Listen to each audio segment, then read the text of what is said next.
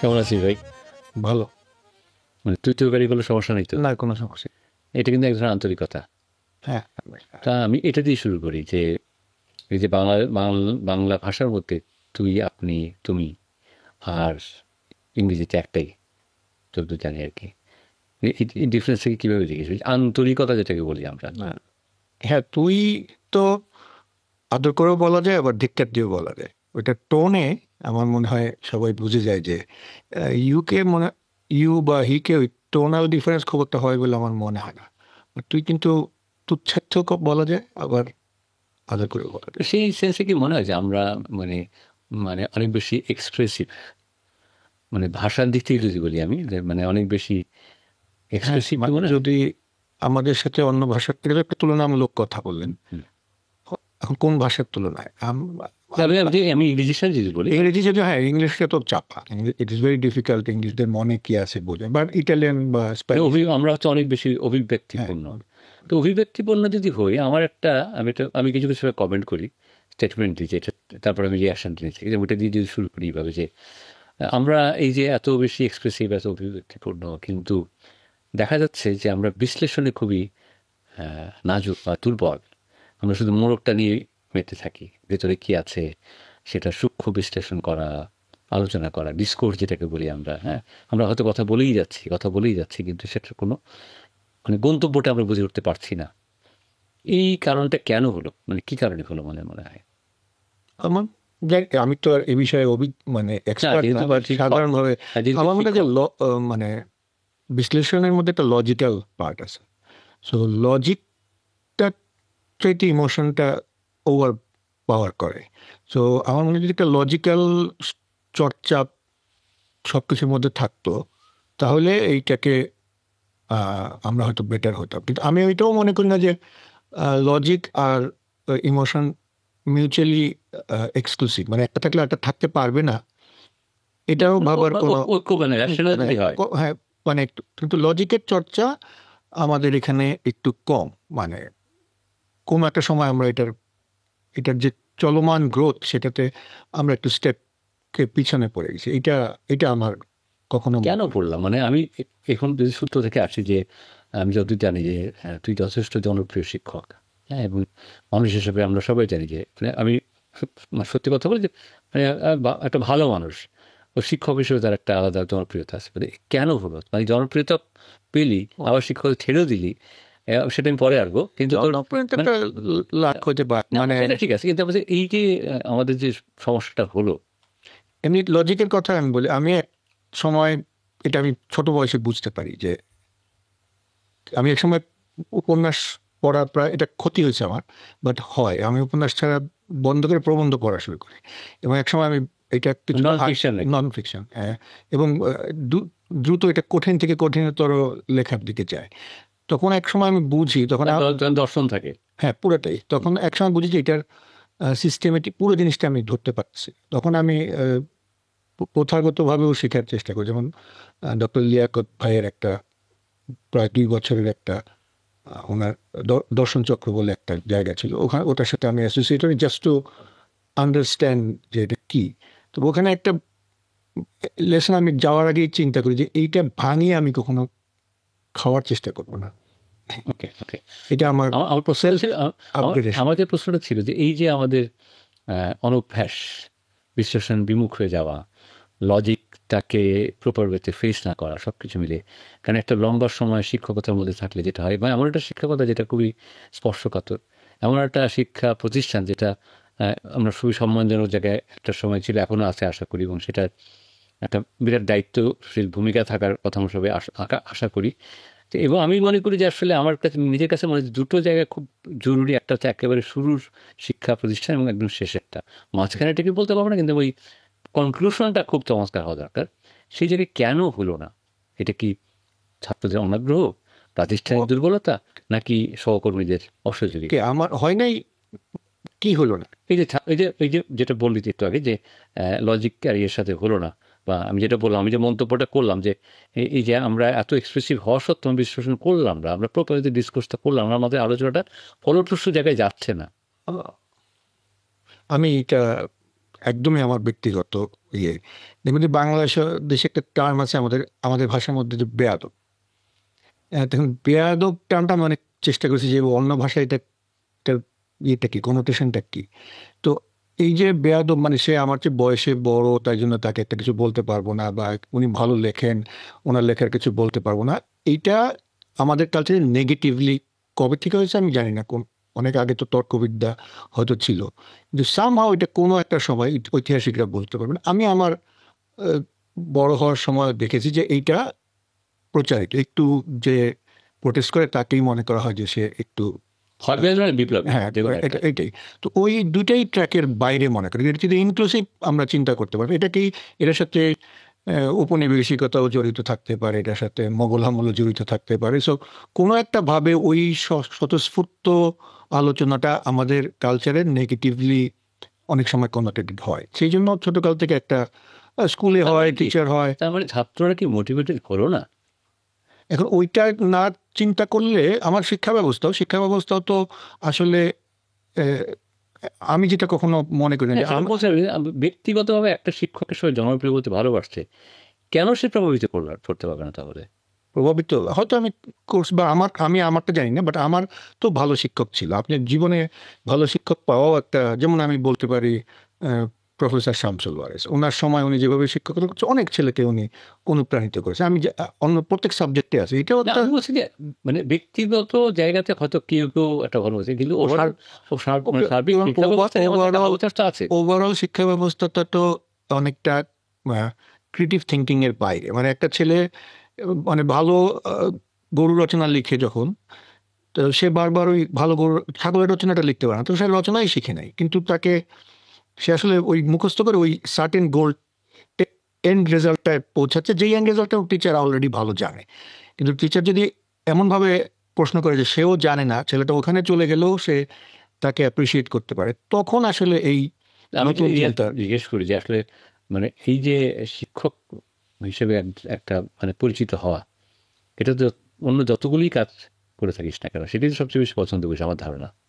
না আসলে আসলে না, শিক্ষকতা তুই এনজয় করিস নি? না, এনজয় করি, বাট মানে করেছিস? শিক্ষক আসলে আমি হইতে চাইনি। মানে এটা শিক্ষকতা করলি কেন? ওই শেষের দিকে ছাত্র অবস্থায় অনেক ছাত্ররা আমার সাথে সিনিয়র স্টুডেন্ট হিসেবে গত বছর কত বছর করে ফেলছি হ্যাঁ। আমি, করে ফেলছি 28 ইয়ার্স। কিন্তু 28 অনিচ্ছা সত্ত্বেও? না, অনিচ্ছা না, অবশ্যই ইচ্ছা সত্ত্বেও। তাহলে কি?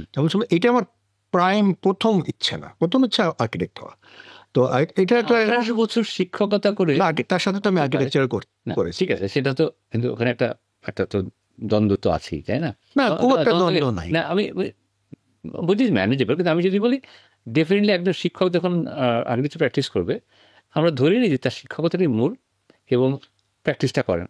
আবার উল্টো যদি হয় যে উনি হিসেবে প্রফেশনাল, মাঝে মাঝে শিক্ষকতা করেন, কিন্তু আমি না, আমি ওইটা বাংলাদেশের সুযোগ নাই, বাট যদি সুযোগ থাকতো তাহলে আমি ওইটাই হইতাম। যে তার মানে এটা শিক্ষকতাটা ছিল সেকেন্ডারি, মানে কিছুটা খণ্ডকালীন টাইপের হলে আমি প্রেফার করতাম। আমি কিন্তু ভেবেছিলাম চেষ্টা করছি, না, ভেবেছিলাম আমি 5-7 বছর শিক্ষকতা করবো, তারপর আমি 10 বছরে প্রথম রিজাইন দিই। না, প্রথম আমি 10-12 বছরের মাথায় আমি রিজাইন দিই।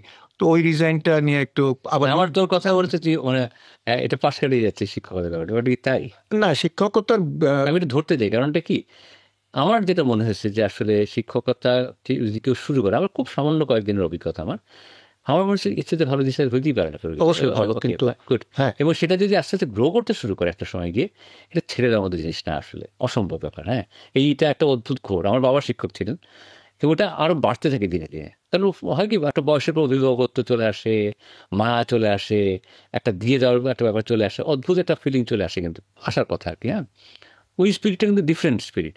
তো সেই জায়গা থেকে আমার মনে হচ্ছে যে একটা কোনো কারণ নিশ্চয়ই আছে যেখান থেকে জিজ্ঞাসা সরে গেল। না, সরে গেলার বিষয়টা হচ্ছে যে আমি একজন লোকের যখন ইচ্ছা নাই, সেখানে মানুষ হিসেবে আমি সেখানে পুশ করতে পারি না। তো আমি যখন নিজে ছাত্র অবস্থায় যেসব ছেলেরা আমার কাছে জুনিয়র স্টুডেন্টরা আসতো, তারা কিন্তু উৎসাহী স্টুডেন্ট। যেদিন আমি টিচার হলাম সেদিন আমি প্রথম বুঝতে পারলাম যে একটা শ্রেণীকক্ষে 50 জন স্টুডেন্টের সবাই উৎসাহী না, তার একটা বিরাট অংশ হচ্ছে অনিচ্ছাহী। আমার কিন্তু উৎসাহী স্টুডেন্টদেরকে পড়ানো আমার জন্য আনন্দদায়ক।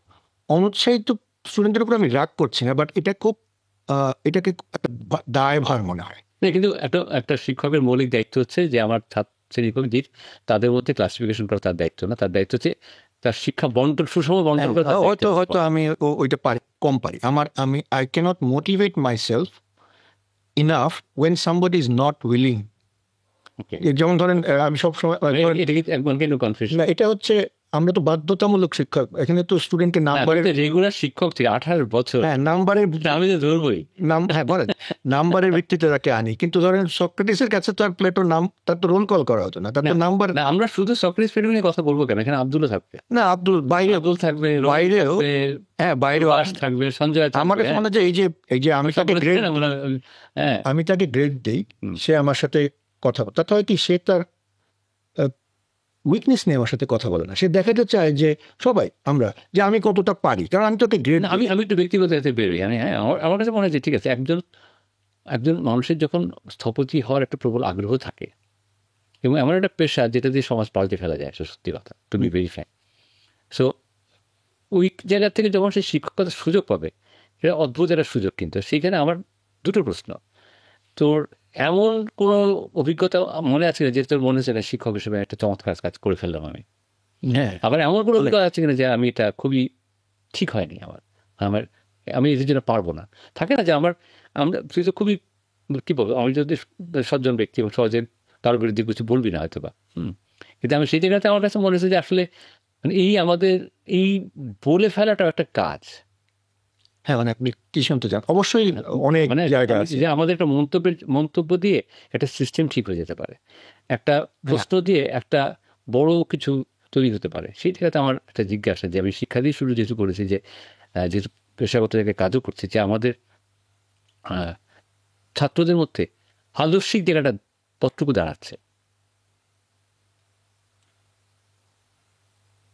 একটা কম বয়সের ছেলে, 18 বছর, যেটা আমি আসলে সবসময় কম বয়সের ছেলে পড়াতে বেশি আগ্রহী বোধ করি। আমার মনে হয়েছে যত দিন যেতে থাকে, একটা 5 বছরের শিক্ষা ব্যবস্থা, সে দ্রুত সে এক ধরনের রিয়েলিস্টিক বা কিভাবে তার জীবনকে সামনে ফেস করবে এইটার মধ্যে বেশি চলে যায়। সুতরাং তার যে 18 বছরের একটা ছেলের মধ্যে যে স্পিরিটটা থাকে, ওই সময় তাকে যদি প্রচণ্ডভাবে এক্সাইট করা যায়, আর্কিটেকচার আসলে খুব একটা ডাইরেক্টলি শেখানো যায় না, কিন্তু শেখা যায়, অনেকেই বলে, মানে চার্লস কোরিয়া বলছেন। তো আপনি খালি টিচার খালি অনুপ্রাণিত করতে পারে, যে রাস্তা টাস্তা দেখাই দিতে পারে, বাট আর অনুপ্রাণিত করতে পারে এটার ভিতরে ঢুকে যায়। শিক্ষকের অন্যতম প্রধান, আমার কাছে মনে হয় যে ফ্যাসিনেশন যদি ক্রিয়েট না করতে পারে একটা ইনস্টিটিউশন। আমি সরাসরি বলছি, আদর্শ চর্চাটা তো কমে গেল, আদর্শ ভ্যালুটা কমে গেল। হ্যাঁ, আমি এখানে 3টা প্রশ্ন চলে আসছে। তার মানে এইটা খুবই, যদি আমি বলি একদম ছোট্ট করে যে অ্যান্সার, যে একটা কোনো কারণ তো নিশ্চয়ই আছে। এটা কি শিক্ষকরা পারল না অনুপ্রাণিত করতে, নাকি তারা আগ্রহী ছিল না? না, তারা মানুষটা একইভাবে, তারা আগ্রহী থাকবে না কেন? মানে তারা শিক্ষক শুধু না, এটা তো হোল সমাজ। আপনার অনুপ্রেরণাটা আদর্শিক জায়গা তো শুধু একটা ইনস্টিটিউশন থেকে আসে না। আগেকার হয় কি, পানির প্রবাহ অনেক দূর থেকে আসে, কিন্তু আস্তে আস্তে একটা সে কলটা খুললে তো পানিটা পড়বে। ওইটাকে বলছি যে আমাদের সমাজ তো বিরাট বড়, মানে এবং ক্ষেত্রটা অনেক বড়, কিন্তু শেষ পর্যন্ত একটা মানুষের মুখ থেকে কথাটা বেরোয়, একটা মানুষ ভূমিকা রাখে, এটি তো হয়। হ্যাঁ, তো আমার মনে হয় আমরা উত্তরটা বুঝে নিতে পারবো। হ্যাঁ, হয়তো ওই রকম ফার্দার আপনি যদি টিচারদের যে কোনো সাবজেক্টে, যদি বাংলা বা ঢাকা ইউনিভার্সিটি বলেন বা একটা স্কুলেও, মানে একটা আগেকার একটা শিক্ষক ওই সমাজে যে পজিশনে ছিল এবং তার যে তার তো ত্যাগ ছিল, ওটা ডেফিনেটলি এখন আমি তো মনে করি যে একটু সব গ্লোবালিও কমেছে। সো শিক্ষককে তো তাকে তো নিজেকে একটা পজিশন নিয়ে ধরতে হবে যার ছায়ায়। ঠিক আছে, হ্যাঁ, সেখানে কিন্তু আমি মনে করি এর মধ্যে শিক্ষকও তো সমাজের একটা কমে গেছে তো জানি, কিন্তু আমি মনে করি এর মধ্যেও বেশ কিছু মানুষ হয়তো বা কোনো আছে পৃথিবীতে যারা এখনো যারা সত্য জানিয়ে আছে, তো থাকবে। এখানে আমার প্রশ্নটা হচ্ছে যে থাকে না যে একটা কিছু কিছু জায়গায় মনে যে অবজারভেশন, যে এটা সবচেয়ে বড় প্রবলেম, যে একটা ডায়াগনোসিস যদি যে এই যে 28 বছর যে অভিজ্ঞতা, যে এটা হওয়া উচিত না, এরকম কোনো কিছু মনে পড়ে শিক্ষকতার মধ্যে? হ্যাঁ, কি সেটা? আমার মনে হয় যে এমন লোকের শিক্ষক হওয়া উচিত না যে যার ন্যাচারাল টেন্ডেন্সি হচ্ছে দিয়ে দেওয়া। মানে আমি একটা নলেজ পেলাম, ইমিডিয়েটলি আপনার মনে হতে পাবে এটা আমি আর 10টা লোককে কিভাবে দিব। অনেক লোকের ভাব মেন্টালি তারা এরকম, আমি নার্সিং এগেইনস্ট দেম, যে এটা আমার কাছে রেখে দিলে তো মনে হয় এটা আমার। আমার, হ্যাঁ। তো এইটা যদি ন্যাচারালি থাকে তাহলে ভালো হয়, যে সে তাড়াতাড়ি এটা কিভাবে অন্যকে ট্রান্সমিট করবে, এটার রেভিনিউ করবে। কোথাও গেলে আপনার মাথা কাজ করবে যে এই জিনিসটা তো ওকে জানানো যায়। এটা এটা হয়তো কোনো ডিগ্রি বা কোনো সার্টিফিকেট দিয়ে আপনি জাজ করতে পারবেন না, বাট এই ন্যাচারালি। এই 18 বছর নিয়ে রিগ্রেট আছে? না, একদম শিওর? না। পেশা কেমন লাগছে? পেশা তো আমার অনেক দিনের পুরানো পেশা,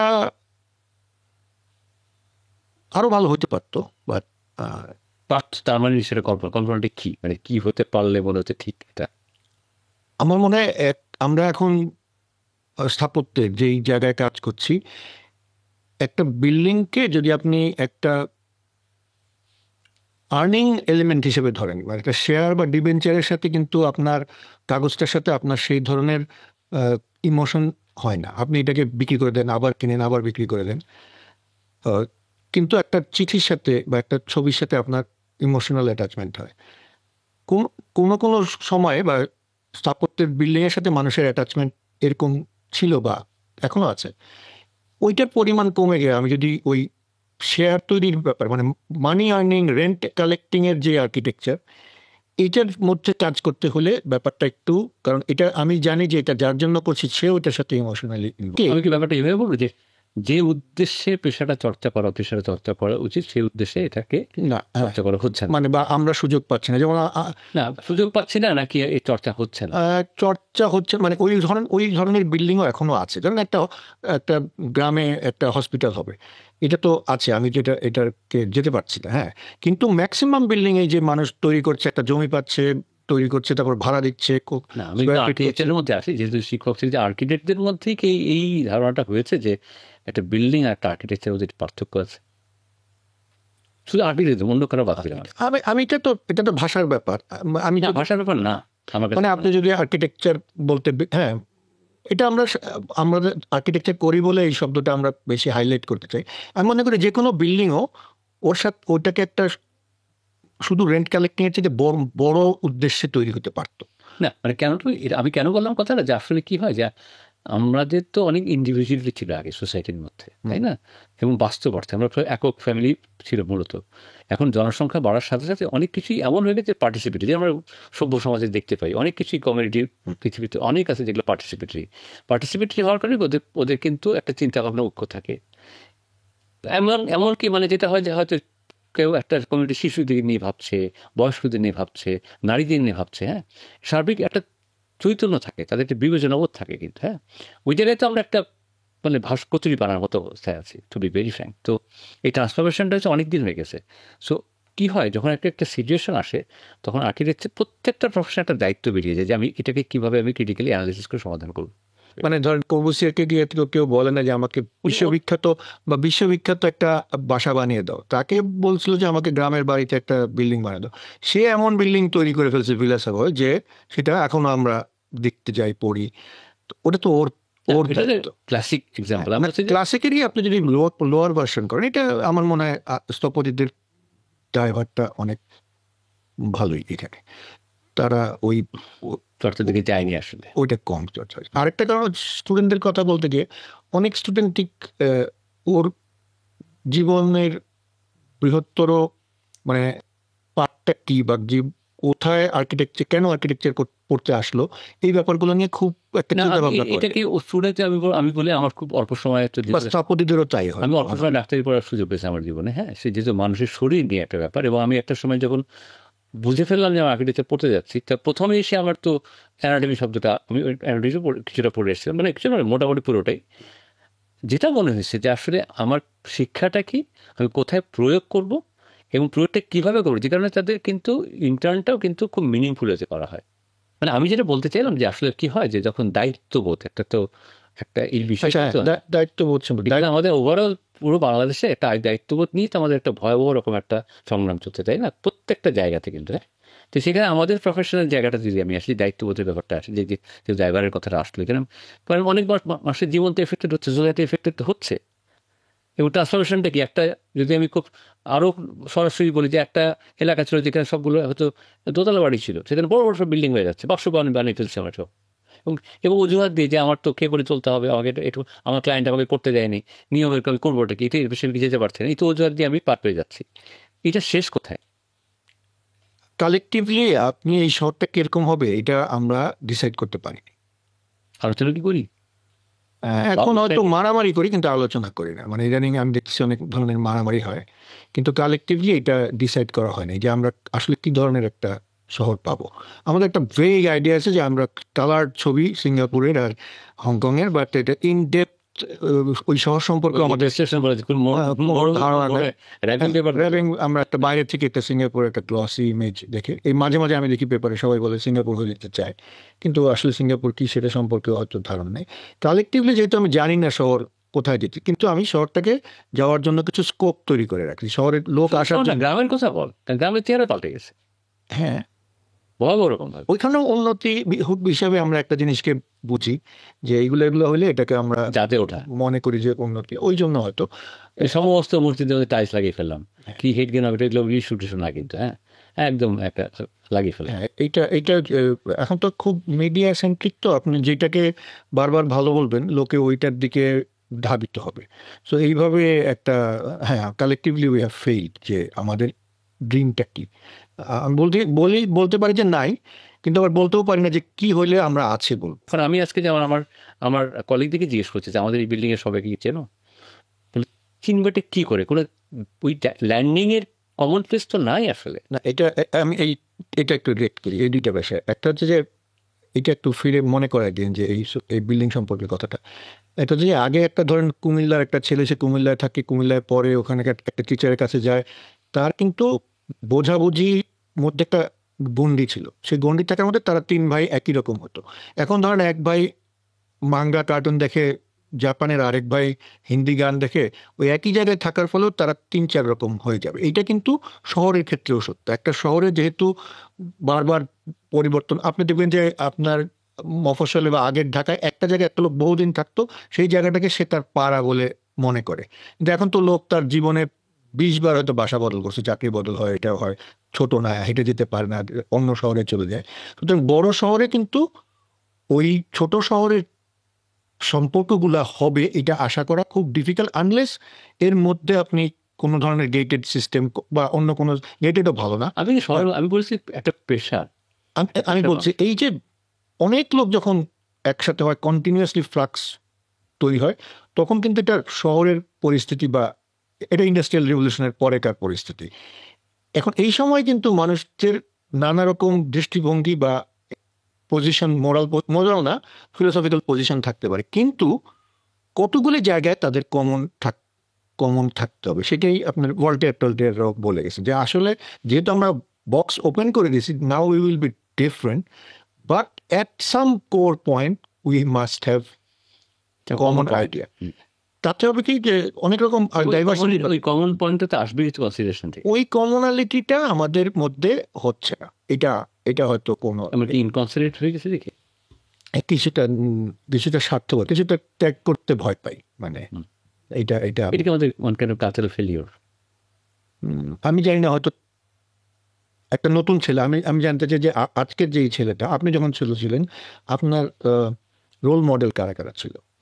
এখনকার ছেলেপেলেদের role model is very important. হ্যাঁ, মানে আমার যেমন বাবা ছিলেন, বিকজ আমি তার আরেকটু যখন না সততাকে আমি, হ্যাঁ, আরেকটু যখন বড় হয়েছেন তখন সাহিত্যে আপনার একজন রোল মডেল ছিল বা এরকম, তার আমি খুঁজেছি। হ্যাঁ, কিন্তু এই যে এখনকার ছাত্রদের বা সমাজকে আমার মনে হয় তারা একটু ওই দিকে, মানে এই যে কেন সে তার হোল জীবন এখানে ব্যয় করবে এবং তার বিনিময়ে সে কোনো আর্থিক বা এই ধরনের সুবিধা চায়,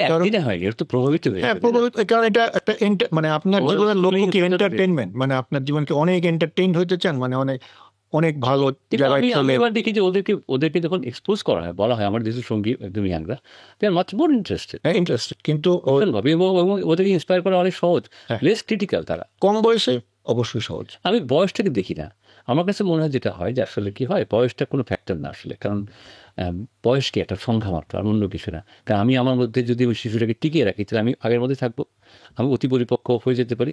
মূল কথা হচ্ছে যে আমার চৈতন্যের লীলা খেলাটাই বড় কথা, কিন্তু আমার লালসা অল্প বয়সে হতে পারে, কেবল ছাত্র অবস্থা, আবার লালসায় কিন্তু অনেক বুড়ো বয়সও হতে পারে, মাঝ বয়সও হতে পারে। মানে এভরিথিং ইজ ম্যানেজমেন্ট আমার কাছে মনে হয়। সো আমি ওই জায়গাটাতে আমার একটা কোশ্চেন সবসময় জাগে যে স্থাপত্য কি শিল্প, কলা, আর্ট, সায়েন্স নাকি, এটা নিয়ে অনেক আলোচনা, ওইদিকে আমি যাবো না। কিন্তু কেন আমাদের স্থপতিরা বা স্থাপত্যের মানুষরা এরা অন্য সমস্ত মাধ্যম, সিনেমা হোক, সাহিত্য হোক, আর শিল্পকলা হোক, এত কম আগ্রহী কেন তারা? শিক্ষকরা এটা আমারও ওপেন আপ করে দেয় না। আমারও আমি তো দেখিনি কোনো শিক্ষককে যে চলো এক্সিবিশন দেখতে নিয়ে যাই। আমার খুব ভালো লাগছে যে আর্কিটেক্ট আমাকে বললো যে আমার বোধহয় সম্ভবত 2000 সালের দিকে কোনো একটা এক্সিবিশন চলছে, বললো যে আমার কথা বলে যে তোর কথা বললো যে স্যার বলেছে ওরা একটা এক্সিবিশন হচ্ছে, দেখে এসো, হ্যাঁ ফটোগ্রাফি বললো। তো আমি খুব অবাক হলাম যে আচ্ছা ফাইন, তখন তো তোকে আমি চিন্তা করবো না, যাই হোক। তো সব কিছু মিলিয়ে আমার কাছে মনে হচ্ছে যে এই যদি বললি এটা একটা কোনো কারণ তো আছে, মানে হ্যাঁ, কেউ না কেউ তাকে তো উৎসাহ দিতে হবে। আমি একবার ইঞ্জিনিয়ারিং ডিপার্টমেন্টে পড়তাম, সিভিল ডিপার্টমেন্টে একটা ক্লাস নিতাম। তো এখানকে প্রায় 180 জন স্টুডেন্ট। তা আমি ওদেরকে বললাম যে বিএনএলএ হচ্ছে, তোমরা বিএনএলএ দেখতে যাও। ওরা জীবনে কোনোদিন কোনো আর্ট এক্সিবিশনে অনেকেই যায় না। তারপর অ্যাবস্ট্রাক্ট অনেক আর্ট, আর বিএনএলএ তো আপনি অনেক ছবিগুলো ডিফারেন্ট। তো ওইখানে তারপরে আমি ওই দিন সন্ধ্যা বিকালে আমি গেলাম, কিন্তু দেখি ওরা সবাই অনেক 100 ছেলে প্রায় একসাথে মুভ করতেছে। তা আমরা এই আমি মনে করি এটা ভেরি এসেনশিয়াল যে art, because architecture, yes it is between fine art and science, but আপনি এটা আর্ট পার্টটা তো না আমি আমি নট অনলি আর্ট, সিনেমা, মানে সবই তারপরে পলিটিক্স, হ্যাঁ সবটাই তো, ফিলোসফি, হ্যাঁ। তো এই জায়গাটা না আমার ওইটাই বলেছে যে আমরা সম্ভব আমরা মানে আমরাও এনলাইটেন্ড হইলাম না, হতে দিলামও না। এবং আমার এই শেষে যেটা মনে হচ্ছে যে তোর কি মনে হয় না একটা সময় যে এখনো যে কমিউনিটিগুলো আমাদের আছে, ইনস্টিটিউশন আছে আমাদের, হ্যাঁ সব কিছু মিলে, মানে এই জায়গাটাতে কেউ না কেউ তো এগিয়ে আসবে, কারণ না কারো আগ্রহটা লাগবে, তাই না? মানে এইটা কেউ পাশ কাটায় দেয়। আমি অনেকের সাথে কথা বলে দেখেছি যে খুব একটা কেউ আগ্রহী না, এবং সবাই হয় হয় এই প্রজন্ম ভালো, ওই প্রজন্ম খারাপ, একটা জাজমেন্টের জায়গায় বলে দেয়। কিন্তু আমার কাছে সবসময় মনে হয় যে আসলে পৃথিবীতে অজস্র রকম সিচুয়েশন আসবে, এবং ওই সিচুয়েশনগুলি আসে হচ্ছে মানে সমাধানের জন্য আসে, এবং সমাধানের জন্য কিছু মানুষকে আগ্রহী হইতে হয়। তারা আগ্রহী হয় এবং হয়, এভাবেই পৃথিবী বেঁচে থাকে আমার ধারণা। আমি শেষে যেটা বলবো তোকে সেটা হচ্ছে যে লাইফ, দেশ, প্রফেশন, শিক্ষকতা সব কিছু মিলিয়ে কেমন লাগলো? খুব লম্বা সময়, ভালোই তো অভিজ্ঞতা একটা। আমি মনে করি যে আমি যতটুকু আমি মনে করি আই এম লাকি, মানে I am not complaining about anything. এর চেয়ে অনেক দূর, মানে কঠিন রাস্তায় অনেককে যেতে হয় বা অনেকে যেতে হয়। কিন্তু আমি দায়বদ্ধতার জায়গায় একটা ফিরে আসি। সবসময় আমরা দায়বদ্ধতাকে একটা খুব মানে মানে অ্যানিমেটেড ঘটনা, সেলিব্রেশন এইভাবে দেখি। কিন্তু যেই আপনার খেয়াল আছে, যখন আমরা স্টুডেন্ট ছিলাম তখন কিছু মালি ওই আমাদের বইটের সামনে বাগানে কাজ করতো, ওরা সারাদিন কাজ করতো, শীর্ণ কাল মানে বার্ন আউট হয়ে গেছে, কিন্তু সারাদিন কাজ করতো। এখন আপনি যান, একটা মালিও কাজ করে না, কিন্তু ওই মালিগুলো কিন্তু পোস্টে, এখনকার ইয়াং মালিগুলা আছে, তারা কাজ করতে, শার্ট প্যান্ট পরে। তো এই যে কেন তারা করে না, কেন তারা করে না, তাদের অ্যাম্বিশন, তারা ওই মালির পোস্টটাকে তারা আসলে পছন্দ করে, তারা আরেকটাতে যাবে, ওন করে অন করে না। এই যে এই স্থাপত্যের এই প্রবলেমটা আছে, ওন করে না। হ্যাঁ। তা আপনি যদি স্থপতি হন তাহলে তো এইটাই আপনার লাইফ, এটাই আপনার রিলিজন, এটাই আপনার এখানে এখানে প্রথমে যেই লোকটা আমাকে বলে যে আমি তো স্থপতি কিন্তু এমবিএ তো বেশি টাকা পাচ্ছে, তার সাথে আর আমি আর কথা বলার কোনো সুযোগ পাই না। মানে এটা তো আমার কনসিয়াস চয়েস। স্থাপত্য আমাকে অনেক কিছু দিচ্ছে যেটা হয়তো অন্য কিছু দিবে না। একজন ডাক্তারেরও তাই হওয়া উচিত। আমার মনে হয় এই মানে ওইখানে এই অস্থিরতাটা, পেশাজীবী এবং ব্যবসায়িক তফাৎ তো ওইখানেই। হ্যাঁ, এই স্থাপত্য তো আপনি অনেক কিছু দিতে পারে। যে নাটক করেছে একজন কবি, কি সারা রাত সে যে একটা শব্দ খুঁজে, সে কি পরের দিন অনেক টাকা পায় না? মানে একজন অর্জন খুঁজে, একজন উপার্জন খুঁজে। এখন বলবে অর্জন দিকে খেয়ে পরে বাঁচবো কি করে, সেটাও পথ আছে। স্থাপত্য কিন্তু অত কবির মতো অত কঠিন না, হ্যাঁ, মানে বেঁচে থাকার দিক থেকে। হ্যাঁ, আমি তো মানে তারপর এখন বাংলাদেশের যে আর্থসামাজিক অবস্থা, তাতেও আমি মনে করি যে আমি নিজের কথা বলি, আমি যেভাবে এক্সপেরিমেন্ট করে চললাম, হ্যাঁ, কি অসুবিধা। হ্যাঁ, সো আমি মনে করি ওইটাই, মানে পড়ালেখার উদ্দেশ্য উপার্জনের উদ্দেশ্য অন্যর সাথে তুলনা করা, নিজের সাথে তুলনা, শেষ হয়ে গেলে বিদেশের সাথে তুলনা করা, এই তুলনা কোনোদিনই আপনি শেষ করতে পারবেন না। তুলনা বন্ধ করে দেন, আমার ওয়ে অফ লাইফ, তাহলে আপনি অন্যান্য বিষয় নিয়ে চিন্তা করতে পারবেন। এই তুলনার সুযোগটা আমার কাছে মনে হয় একটু প্রবলেমেটিক। আর তুই তোর নিজের কথা বলছিস, দেশ, প্রফেশন, চর্চা সবকিছু মিলে কেমন লাগলো বলছিলাম যে লাকি বলেছি, তারপরে কি পরেরটা কি, স্বপ্নটা কি, কি করতে চাস? এখন এখন আর মানে আমি কোনো গ্র্যান্ড স্বপ্ন দেখি না, আমি প্রতিদিন সঠিকভাবে কেন কাজ করতে জ্ঞান চাই। জানিস না কেন? গ্র্যান্ডটা আমার মনে হয় মানে এটা খুব Ambition থাকতে হবে। প্ল্যান করে হয় কিনা মানে অ্যাম্বিশন তো লাগে, না, অথবা ধ্যান লাগে। আমি অত অ্যাম্বিশাস না, কারণ অনেক সাকসেসও আমাকে অত খুশি করে না, আবার অ্যাপারেন্টলি আবার অনেক কম সাকসেসও আমাকে অনেক সময় মনে হয় যে আমি পার্সোনালি মনে করি যে এটা আমার এটা আমার অ্যাচিভমেন্ট, সেটা এটা আমার নিজস্ব ক্যারেক্টার। বাট এটা এটা যে ঠিক তাও না, অন্যরকম, অন্যদের অন্যরকম হতে পারে। সো মেবি ধরেন আপনি আপনি অত্যন্ত এক্সপেরিমেন্টাল, এবং আমি বলবো আপনি আপনার ভিতর এনার্জি তৈরি হয়, ওটা আপনি রিলিজ করতে হয় কোনো আপনি 4-5টা ওয়েতে রিলিজ করার খুবই ভালো। তো ওইটা হ্যাঁ, তো এটাও আমি এনজয় করি। হ্যাঁ, আপনি কি করতে চান এটা আমি দেখার, কারণ ওইটা আমাকে আবার এনরিচ করে এরকমভাবে কন্টিনিউয়াসলি। সো প্রথাগত উপায়ে যে আপনি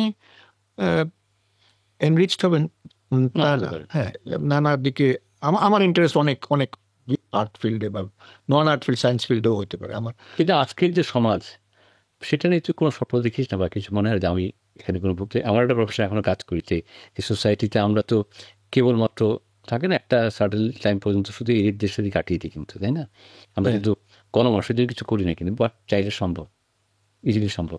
পার্টিসিপেটরি যেটা বলতে, ওই যে মানে অংশগ্রহণমূলক যে স্থাপত্য যেটা, হ্যাঁ, এটা আসলে আমার ব্যক্তিগত জীবন বা একটা মানুষের ব্যক্তিগত জীবনের চেয়ে বড় স্প্যানেও হতে পারে। আমরা আসলে নিজের ব্যক্তিগত জীবন Exactly. 40-50 বছর ধরে এটা কিন্তু হচ্ছে। আপনি স্থাপত্যে গত আমাদের সময়কার আমার শিক্ষকদের সময়কার অবস্থান, আমাদের সময়কার অবস্থান, এক একটা জেনারেশন এক একটা কাজ করছে, এটা কিন্তু মুভ করছে প্যারালালি।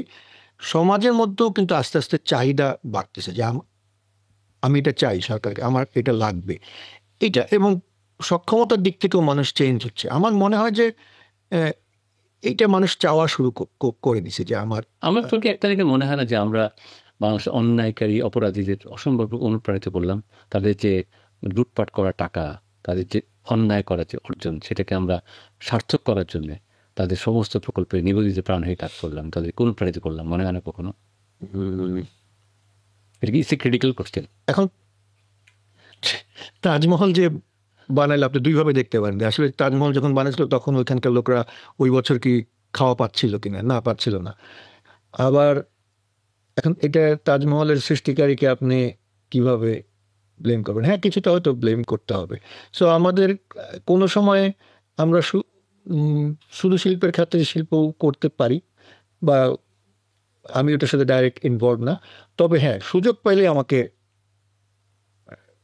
অন্য অন্য ফিল্ডে কাজ করতে হবে, যেটা যেটা আমরা আমরা করি। মানে আমাদের দেশে অন্য মাধ্যম নিয়ে একটু কথা বলি, যেমন আমাদের সিনেমা, লিটারেচার, ফাইন আর্টস, তো বেশি সরাসরি ওটার কথা আমি নাইবে বললাম, ফটোগ্রাফি, সব কিছু মিলিয়ে কি কি দেখা হয় তোর? মানে কি মনে হলো তোর ওদের সাথে? আমার কাছে মনে হয় আমাদের দেশে যেটার মধ্যে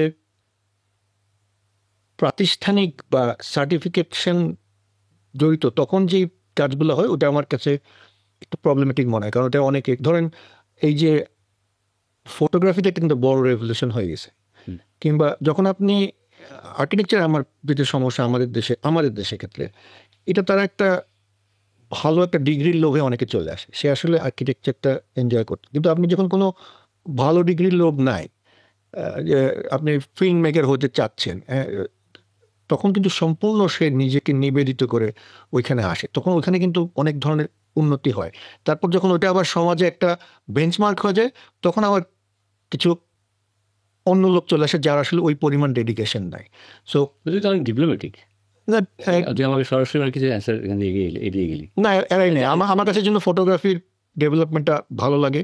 ইদানিং আবার সিনেমায়, যেহেতু সিনেমায় অর্থলগ্নির ব্যাপার আছে, বাংলাদেশকে একটু না মানে ইন্ডিপেন্ডেন্স ছবির ক্ষেত্রে এত অর্থ যদি লাগে হ্যাঁ, বাট ইদানিং কিছু ক্রিয়েট হয়েছে ইন্টারেস্ট, বাট সিনেমা তৈরি করতে কাউকে দেখাতে হবে, সেটারও একটা System লোক দরকার, লোক তৈরি হইতে হয়, সেটাও হচ্ছে।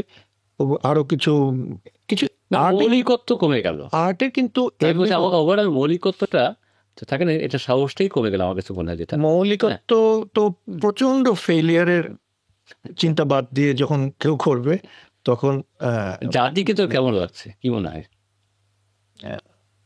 জাতি হিসেবে আমরা কোথায় দাঁড়িয়ে আছি? খুব বেশি যে আমি খুশি তা না। আমার আমার মনে হয় এর চেয়ে বেশি আমাদের যেই ডেপথ ছিল, মানে যতদিনের সভ্যতা, তাতে এই জাতি আরো বেশি। এখন আমাদের সভ্যতা ভার্সেস আমাদের ঔপনিবেশিকতা, এটা তো আমাদের কনফ্লিক্ট, মানে ঔপনিবেশিকতা এটাকে না মাইনাসে নিতে চায়, সভ্যতা আমাদেরকে উপরে নিতে চায়। এবং এই সূত্র ধরে যদি বলি যে আমাদের যে বয়স, যদি তুই অনেক জুনিয়র, একটা সময় এসে তুই যখন উপলব্ধি করি যে আমি এটা পারবো, তখন এই যে একটু আগে যে জাতিকে যে কথাটা বললি, ওই স্বপ্ন দেখতে না পারাটা, ওই একটা জায়গায় স্পৃহা না পাওয়াটা সমস্ত স্বপ্নকে কিন্তু ভণ্ডুল করে দেয়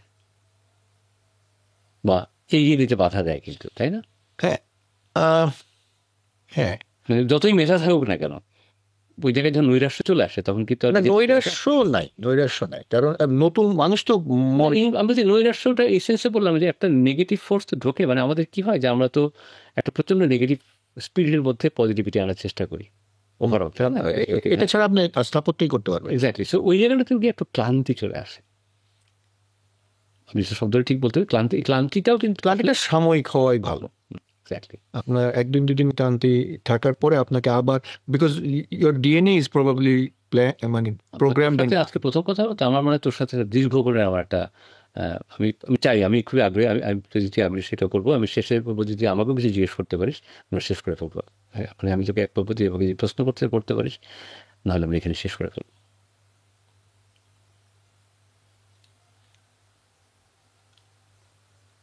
আপনি আপনার সবগুলা মাধ্যমের মধ্যে কোনটাকে সবচেয়ে বেশি পছন্দ করেন?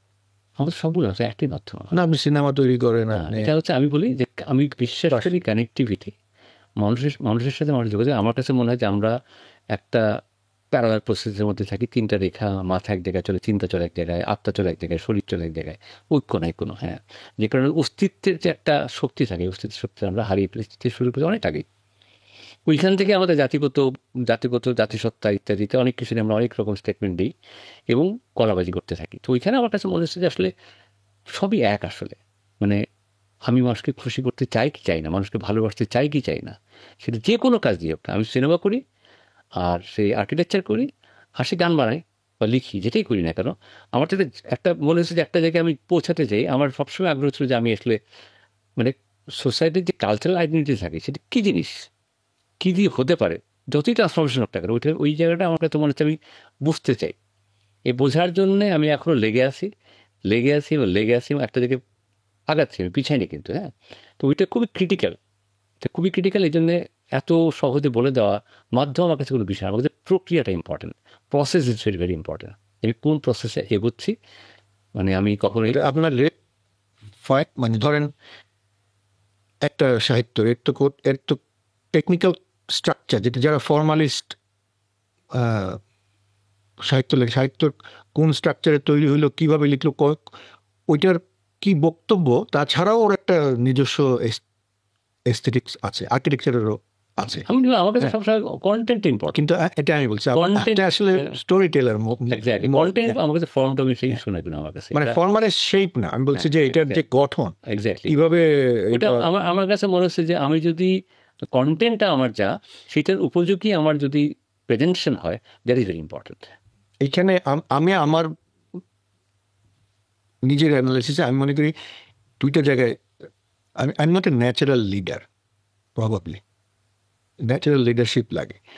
আরেকটা হচ্ছে যে I am very much interested in the not only in the content but also how it is constructed. হ্যাঁ, মানে মুভির যেমন আপনি যখন মুভি যে টেকনিক্যাল সাইড, এটা লাইটিং কিরকম হচ্ছে, এটা ক্যামেরাটা আসলে কি করছিল, আবার মুভির একটা প্রসেস বেসড অটোমেটিক্যালি একটা স্টেপে চলে আসে। মানে প্রসেসটা তৈরি মানুষের জীবনের মতো, জন্ম হলো, চিন্তা করলো, এগিয়ে গেল, মানে একদম পুরাটা আমার কাছে মানে স্ট্রাকচার, কিন্তু ওই প্রসেসটাকে যার যার মতো করে করে ফেলেছে, এবং ওটার মধ্যে ম্যানুফ্যাকচারটা তো থাকবেই। আমার মানে আমাদেরকে একটাভাবে আমরা ম্যানুফ্যাকচার হয়ে পৃথিবীতে এসেছি, তারপরে ম্যানুফ্যাকচারিংটাই তো ইম্পর্টেন্ট, মানে কীভাবে বানাচ্ছিস that is very very important. ওইটাই তো আসলে গল্পটা বলে দেবে আসলে। আপনি একটা natural storyteller, but not everybody is natural storyteller. হ্যাঁ, তুমি সেটা জানি না, আমি যেটা ফিল করি, বুঝতে পারছি, আমি যেহেতু ট্রুথে বিশ্বাস করি, আমার ওই জায়গা থেকে বলে ফেলি। ঠিক আছে, অবশ্যই। আমার ভালো লাগলো, মানে থাকে না, তোর সাথে কথা বলে খুব ভালো লাগলো। কষ্ট করে এসেছি, ধন্যবাদ। Thank you. এবং যারা শুনবে তারা কীভাবে জানি না, বাট আমরা আরেকদিন কথা বলবো। ভালো থাকিস। ধন্যবাদ।